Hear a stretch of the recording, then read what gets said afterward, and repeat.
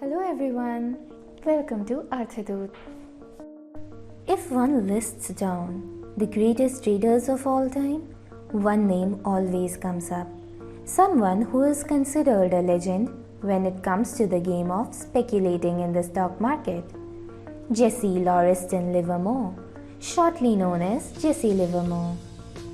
Every trader should know the story of Jesse Livermore so as to understand the polarity of success the profession of trading brings, how rewarding the profession is, also how disastrous it can be.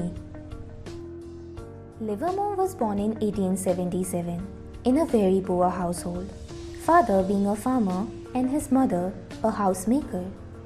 He was born genius. He started reading the financial newspaper when he was just 5 years old.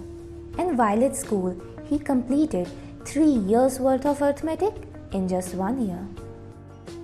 At the age of 14, on his father's request, he left school, while his father wanted him to work on the farms. But Jesse, like every other poor and middle-class boy, had bigger dreams. He believed he was born to do great things. With just $5 in his pocket, he ran away from home. He got a job as a chalk boy in a brokerage firm named Paine Webber. As a chalk boy, his job was to write down the prices of stocks on a large blackboard. Jesse liked the job because of his extreme love for numbers.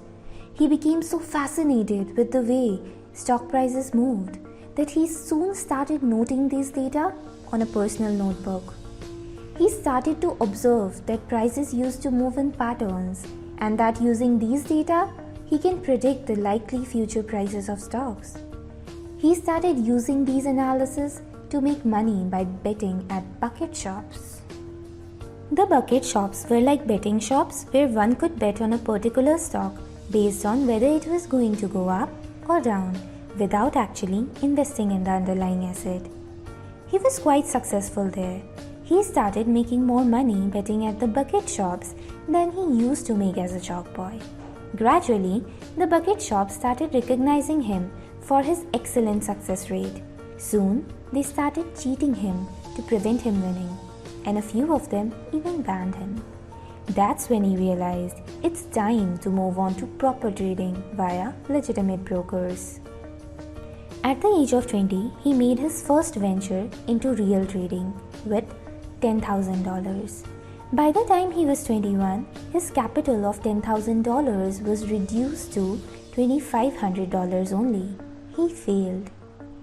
On reflecting back, he realized that his systems worked 70% of the time, but his only mistake was that he didn't stick to his systems. Willing and determined to make a comeback, he borrowed $500 and went to St. Louis to make some money by betting at a bucket shop so that he can build up his capital to trade again. This was a new place with new people, so initially no one recognized him. But his way of betting and his outstanding winning streaks made him stand out again. Gradually, these bucket shops started to ban him. But by then, he had made enough money to make a comeback into the stock market. It wasn't easy for him. Trading at the bucket shops and real trading was quite different. But he kept on learning from his mistakes and kept improving himself. He worked harder than he used to before. He made notable progress. Gradually, he started making a name within the trading community. But he got his big break only in the stock market crash of 1907. He was heavily short on the market. Negative news started to hit the market. As a result, panic sell-off started. Entire stock market started to fall. On the day of climax sell-off, his one-day profit stood at $1 million. By the end of the crash, he was worth $3 million. He was just 30 years old at that time. In 1908, he trusted on a tip of commodities expert named Percy Thomas, who made him go heavily long in cotton, while Thomas built short positions.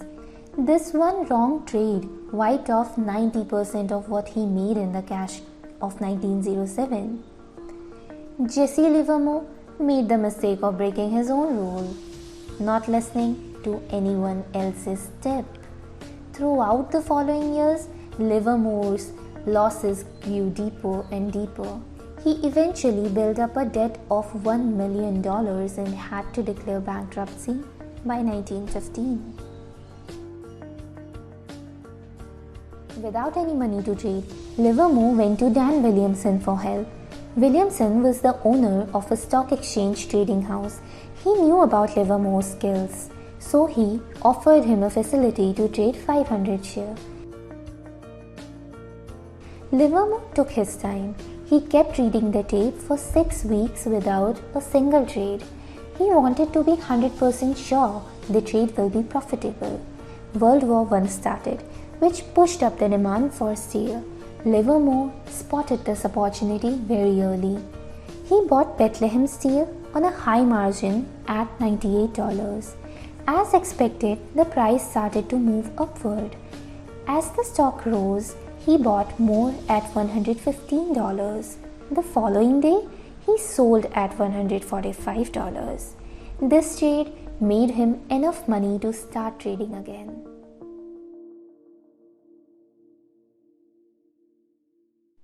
Livermore was back on track. He started playing the market perfectly. He earned back all his fortune, in fact, made more. He paid off all the debts of 1914, which he had prior to bankruptcy. Livermore realized how much volatile a trader's life can be. He has seen the worst as well as the best. For financial backup, he bought $800,000 worth of annuities to ensure his family has a secure income, even if he ever gets wiped out in the markets again. He kept making good money in the market and also got good fame. In 1922, he gave interviews to Edwin Lefevre for a series of newspaper articles. These articles were then compiled into the classic book Reminiscences of a Stock Operator. By 1929, Livermore began noticing certain patterns occurring in the market which were similar to those he had observed prior to the crash of 1907. Expecting a similar follow-up like that of 1907, he started building huge short positions. While building such huge positions, he didn't want to be noticed, so he used different brokers and sub-brokers in order to hide his positions. Finally, his observations and predictions were proved right and he made a killing. After the climax of the crash on 29 October 1929, now known as the Black Tuesday, he made $100 million, which in today's dollars roughly equates to $1.5 billion. On the day of the crash, when Livermore came home, his wife Dorothy began panicking as she had already heard of stories of many people losing everything in the crash. Ironically, this very crash made them millionaire. This time as well, Livermore couldn't hold on to that money for long. He started losing his fortune rapidly. It was never known as to how he lost it all, but there have been speculations that due to family problems, he was not at his best mentally, which affected his trading performance, eventually blowing up his account. Later in 1934, he declared bankruptcy for the third time. Even after his third bankruptcy, he still believed that he can make a comeback as he did before. But after all the pressure and emotional strain of everything that had happened in his work and personal life, it was too much to take and he wasn't able to achieve it. On 28 November 1940, Jesse Livermore committed suicide by shooting himself with a revolver through his brain. It was later known that he had been suffering from depression. On his leather-bound notebook, he left an 8-page suicide note to his wife where he described his life as a failure.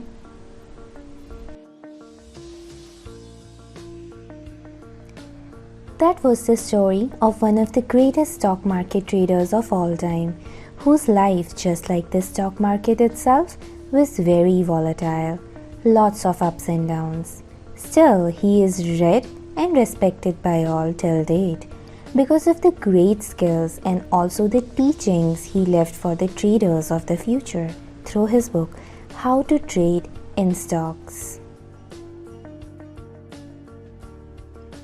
Thank you for watching the video. If you liked the video, do hit the like button. If you want more such videos, subscribe to our channel. And if you want that your friends and family should also know the story of Jesse Livermore, share it with them.